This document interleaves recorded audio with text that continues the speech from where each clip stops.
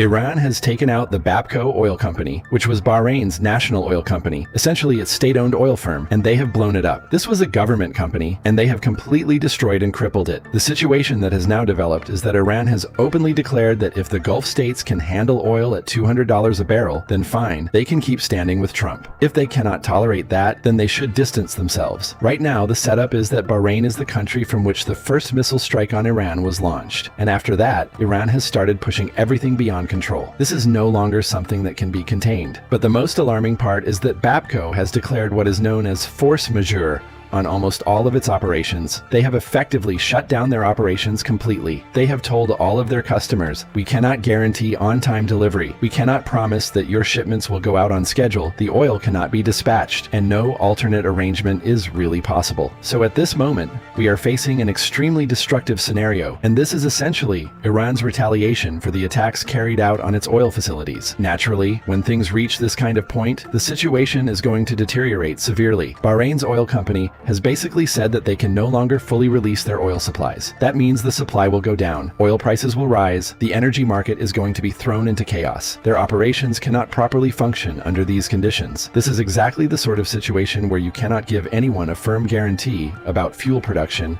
about deliveries, or about honoring contracts signed to sell oil. They have already warned their clients in advance that there will be delays, that things will be halted. It is possible they will not be able to deliver oil at all. These types of measures are taken when there is a natural calamity, a war, or some similar emergency.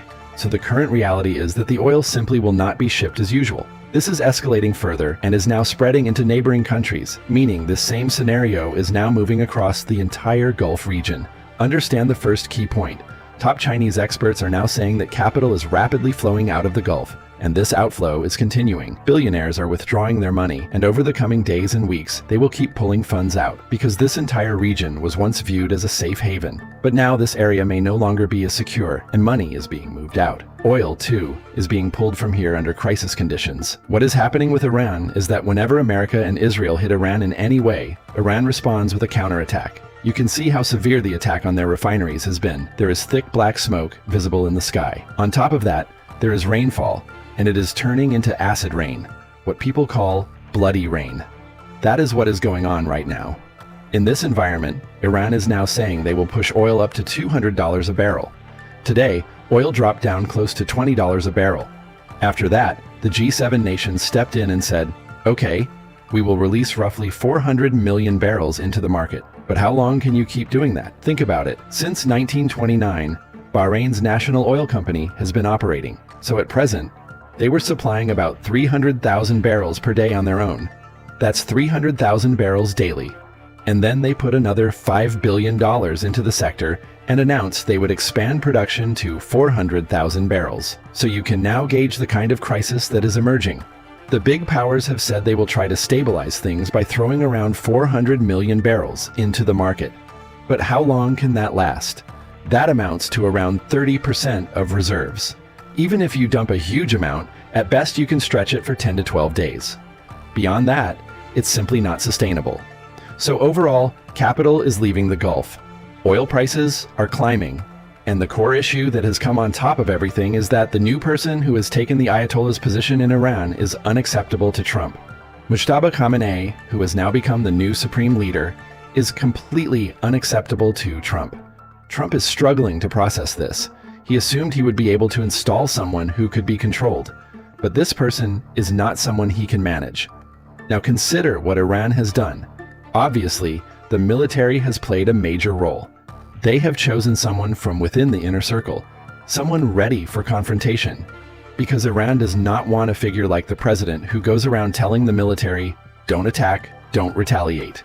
They want a leader who is prepared for conflict. They are announcing that they intend to drive oil up to $200 per barrel. Think about it. When prices approached $120, when it came near $120, 7 countries intervened, and all of this devastation followed. So at this point, the biggest problem is that the supply of oil is being heavily disrupted. How exactly can you bring this under control? You are not going to be able to manage it easily. Other Middle Eastern states have also gone on high alert. They have started saying that the necessary steps were not taken to stop America. America is not pausing, And on top of that, now Saudi Arabia has said they will attempt to move oil through the Red Sea route. But in the Red Sea, Yemen is now going to become active as well. Oil prices have certainly fallen by $15 a barrel within the last 2 hours. But the broader situation is still going to remain out of control. How will you manage this? Nobody truly understands. Just think, a month ago, oil was around 63 per barrel, and today it touched 1,157 before dropping back, and now it has come down somewhat. So what has Japan done in response? Japan is also facing an oil shortage. They immediately issued orders to tap into their emergency oil reserves, so you can see how extremely bad things have become.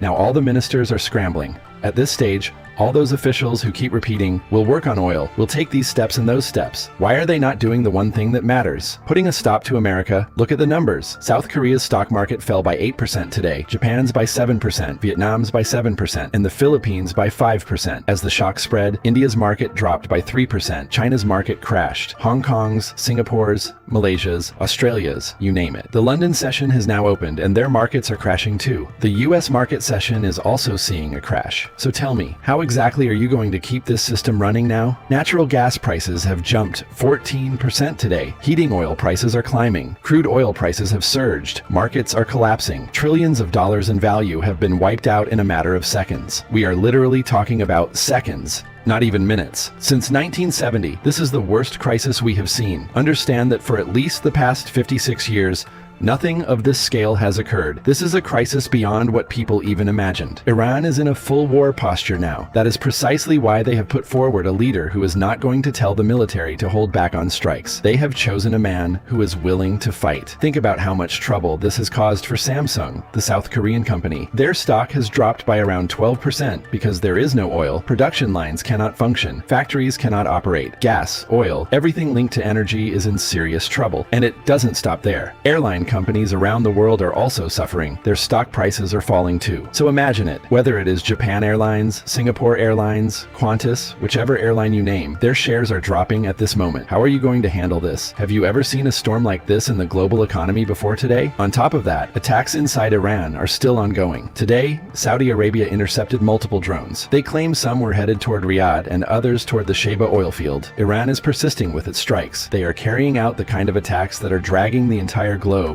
into destruction. They want all parties to get pulled into this war. Why? Because they say they are already suffering. Destruction has already hit them. They cannot sell oil. They cannot sell gas. Now they want the whole world to face the consequences of this devastation. This is essentially the decision that Iran's establishment made after the Ayatollah. They will not back off. It seems as though before he passed away and left this world, the Ayatollah took commitments from everyone that they must never retreat. And right now, they are in no mood to step back. If you hear any statement coming from any Iranian president saying, "We will take some steps," keep in mind that, for example, the French President Macron has phoned the Iranian president urging him to halt the attacks. But who is really going to listen to him? Instead of lecturing Iran, he should be asked, when America and Israel carried out attacks inside Iran and killed around 200 girls in a school, did you condemn America? Did Europe stand united and condemn it? Did you all boycott them? No. Yet you turn around and tell Iran to stop. What do you say about the initial attack launched against Iran? For now, America is not pausing. Think for a moment about what Trump is saying. Trump is saying, be patient, be patient. These oil prices have only spiked temporarily. As soon as I completely destroy Iran, prices will drop. And remember, America will then pay a very low price. He claims that fools believe these. When the president of a country is in such a mental state that he talks and behaves like this, what can you expect except that he will drag the entire world into chaos? So remember this, America is leading the whole world toward ruin right now. And this wave of destruction is not about to stop.